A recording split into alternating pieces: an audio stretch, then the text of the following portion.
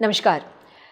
कई सारे फिलॉसफीज़ में, अपने हिंदू धर्म में भी, अपनी भारतीय संस्कृति में भी कई सारी मान्यताएं हैं कि मतलब ये शुभ है, ये शुभ सूचक है, ये अशुभ सूचक है। जैसे शुभ है जो मतलब सामने कोई पतीला भर कर अगर पानी से अगर कोई सामने से आ रहा है तो फिर हमें लगता है कि वो बहुत शुभ सूचक माना जाता है।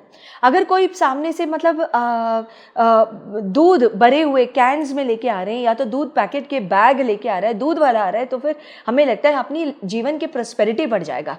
अगर कोई सुहागन औरत या तो मतलब कोई भी अच्छा खासा सुहागन भी नहीं, even otherwise also, even those particular women are also to be very considered to be very lucky, I tell you।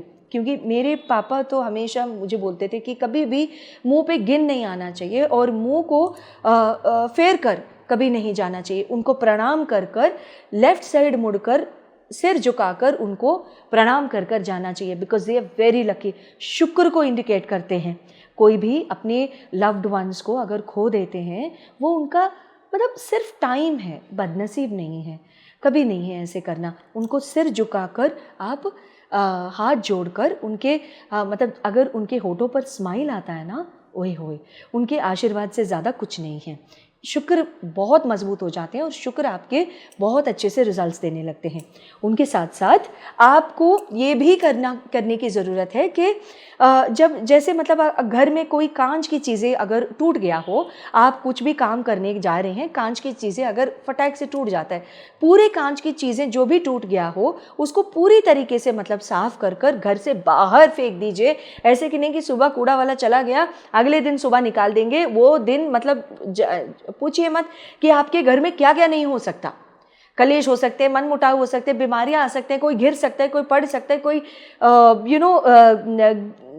पता नहीं क्या क्या है, मतलब सब कुछ हो सकता है। तो आप प्लीज़ तुरंत निकलवाइए। अगर 1 किलोमीटर भी पैदल जाना पड़े कूड़े को वेस्ट में डालने के लिए, प्लीज़ जाइए, कैब कर जाइए। लेकिन it is good saying that you eliminate all that broken aspect out of your house. At the same time बच्चा अगर कोई इंपॉर्टेंट काम करने जा रहे हैं, कोई अड़ोस पड़ोस में बच्चे के रोने की आवाज़ आ रहा है, कोई बच्चा रो रहा है या तो मतलब अचानक से खेलते खेलते रोने लगते हैं, अपने घर के बच्चे, बाहर के घर के बच्चे अचानक से रोने लगते हैं, तब आधा घंटा रुक जाइए। अगर कोई भी इंपॉर्टेंट काम हो, कोई प्रयाण में जा रहे हैं, तो एक बार पानी पीकर, हाथ मुंह धोकर, पैर धोकर, हो सके तो कपड़े भी बदल कर आप चले जाइए। मुंह में कुछ मिठास डालकर चले जाइए, तब तो कोई प्रॉब्लम नहीं है। अगर एक दिन टाल सकते हैं वो वाला काम, तो टालना बेहतर होगा। जय माता दी।